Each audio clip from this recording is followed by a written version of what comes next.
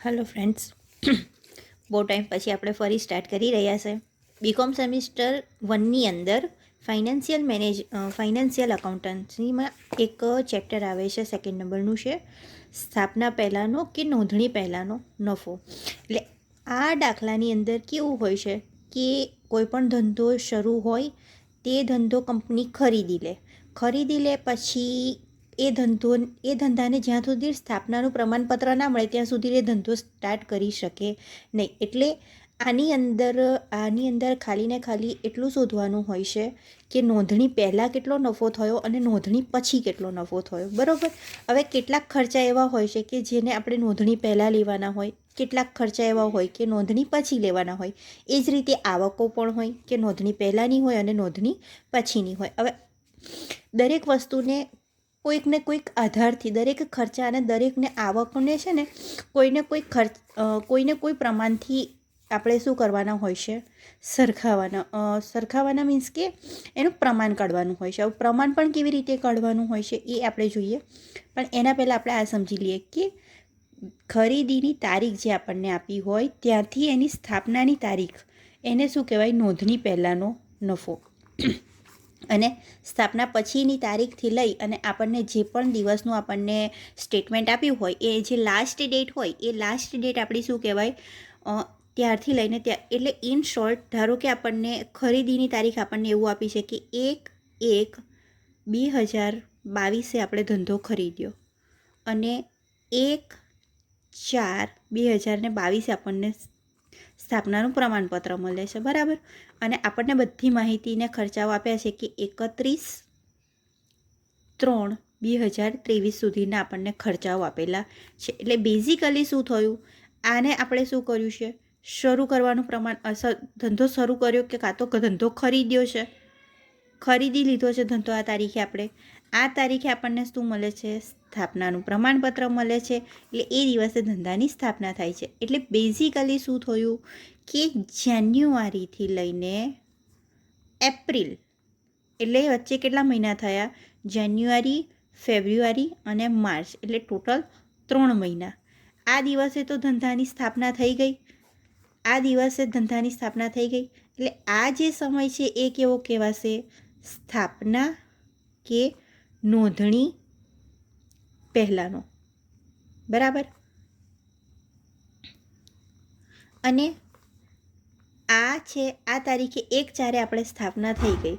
હવે આપણે શું કરવાનું છે કે 1/4 જ્યારે સ્થાપના થઈ છે અને આપણને 31/3ની માહિતી આપી છે, એટલે 1/4થી લઈ અને 31/3 સુધીના કેટલા મહિના થશે, તો April, May, June, July, August, September, October, November, December, January અને ફેબ્રુઆરી અને માર્ચ. એટલે 3 ને 3 6, 7 8, 11,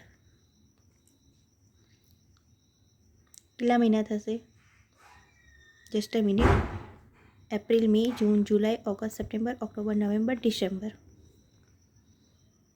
અને જાન્યુઆરી, ફેબ્રુઆરી અને માર્ચ.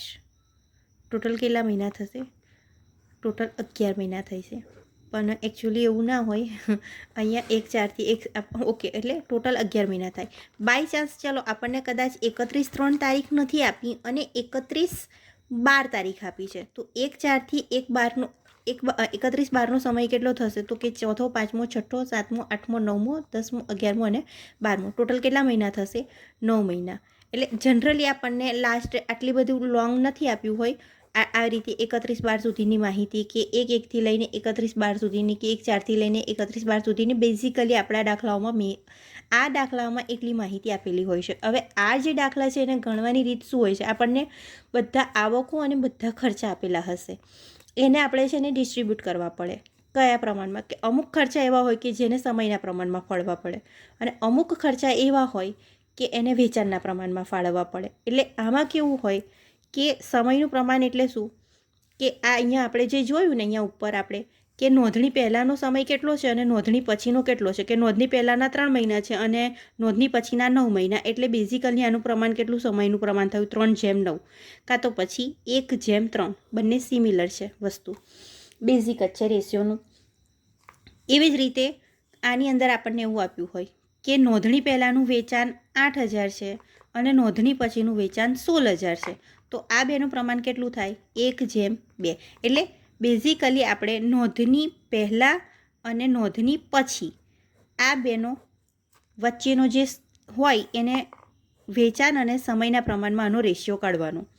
જો સમયનું પ્રમાણ હોય તો આ રીતે મેં તમને બતાવ્યું જે રીતે, એ રીતે નોંધણી પહેલાંનો સમય કેટલો છે અને નોંધણી પછીનો સમય કેટલો છે એ રીતે સમયનું પ્રમાણ નીકળે. અને વેચાણનું પ્રમાણ તમને આપ્યું જ હશે કે કઈ રીતે ગણવાનું છે, કેટલા મહિના ઉધાર લેવાના છે, કેટલા મહિના નોંધણી પહેલાં લેવાના છે, કેટલા નોંધણી પછી. એ આની અંદર થોડીક ગણતરીવાળા દાખલા આવતા હોય છે બેઝિકલી, પણ એનાથી મેઇન વસ્તુ શું છે કે કઈ વસ્તુ આપણે કયા પ્રમાણમાં ફાળવવી છે.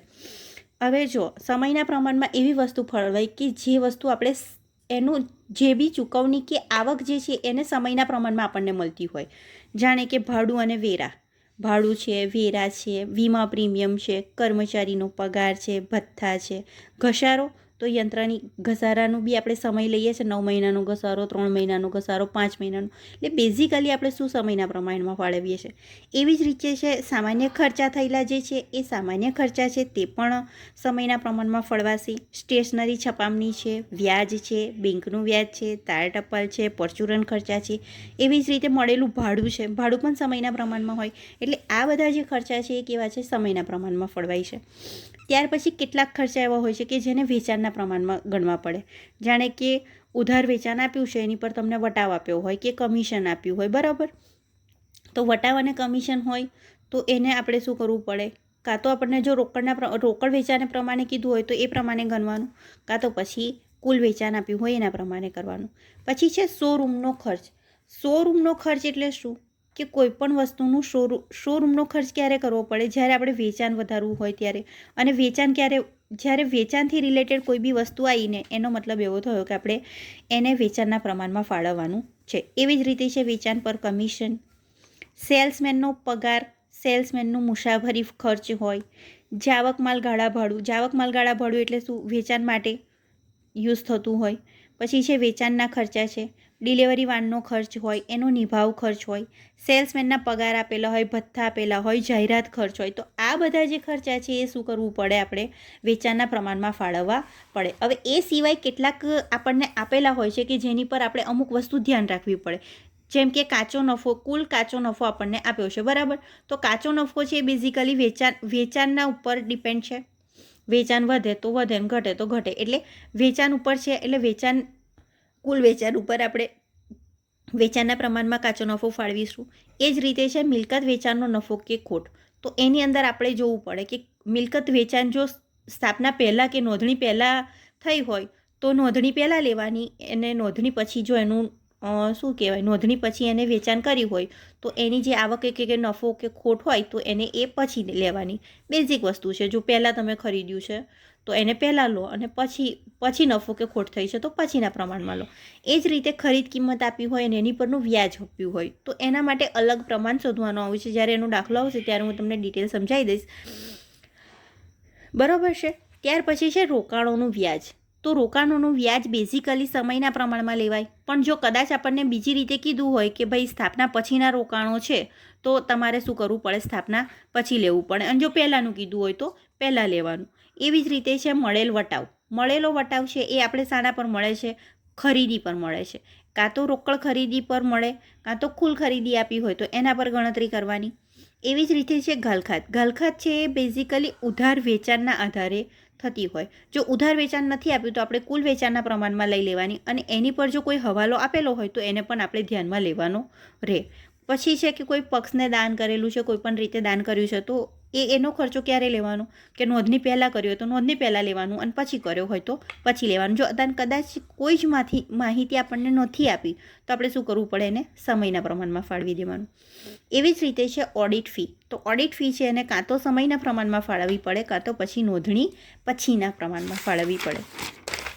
ત્યાર પછી બીજી અમુક ખર્ચા એવા છે કે જેને આપણે નોંધણી પછી જ કન્સિડર કરતા હોઈએ છીએ, જેવા કે પ્રાથમિક ખર્ચા છે, બરાબર. ડિરેક્ટરોની કે સંચાલકોની ફી છે, તો એ બધા છે જે ખર્ચા નોંધણી પછી જ થતા હોય. ડિરેક્ટરો અને સંચાલકો જ્યારે કંપની સ્થપાઈ જાય કે ધંધો સ્થપાઈ જાય ત્યાર પછી જ ચૂકવવાના હોય. એ જ રીતે એના સ્થાપનાના ખર્ચા હોય તો એ પણ એના પછી ચૂકવાય. ડિવેન્ચરનું વ્યાજ હોય તો એ પણ નોંધણી પછી જ ચૂકવાય.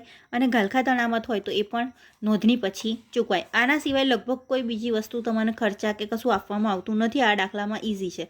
આપણે એનું ફોર્મેટ જોઈ લઈએ કે એનું ફોર્મેટ આ રીતનું હોય છે કે નોંધણી પહેલાં અને પછીનો નફો કે નુકસાન દર્શાવતું પત્રક આ રીતે બનાવવાનું હોય છે. એમાં છે પહેલું વિગત, એમાં તમારે ખર્ચા કે આવકો જે હોય એ લખવાની.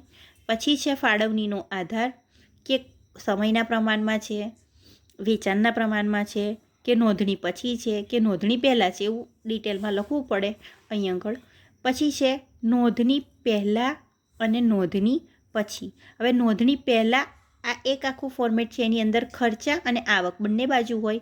એવી જ રીતે નોંધણી પછી ખર્ચા અને આવક બંને બાજુ હોય. એટલે બેઝિકલી શું કરવાનું, જે પણ અહીંયા ખર્ચ આવે, કાં તો જો એક વસ્તુ યાદ રાખવાનું, જે વસ્તુ નોંધણી પહેલાં હશે નોંધણી પહેલાં લખવાની, નોંધણી પછી હોય એ નોંધણી પછી.